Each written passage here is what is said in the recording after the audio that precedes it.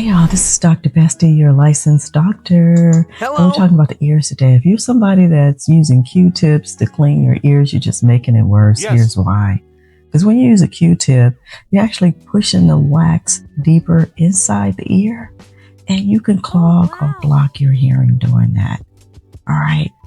The wax is a natural defense system. It's your ear's natural defense system. Yes. It traps dust and slowly moves out on its own. It's going to self-clean on its own. That's how God made the ears to self-clean. So you don't need to dig and push the wax down either further and clog your hearing. So what you need to do is just wipe your ear off, the outside of it, and the upper portion. You can clean that, but don't grab a Q-tip, cleaning the inside, digging, pushing the wax down even further. All right.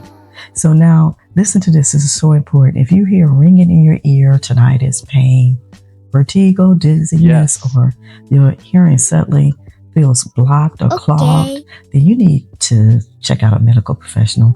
Don't do the ear waxing, the digging, the flush systems at home. Get it checked out. You're not a doctor. You could really mess things up.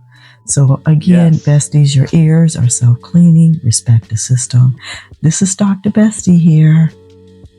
Simple education that puts you in control. Don't forget to like, subscribe, and share the video. Thank you. We'll see y'all on the next one.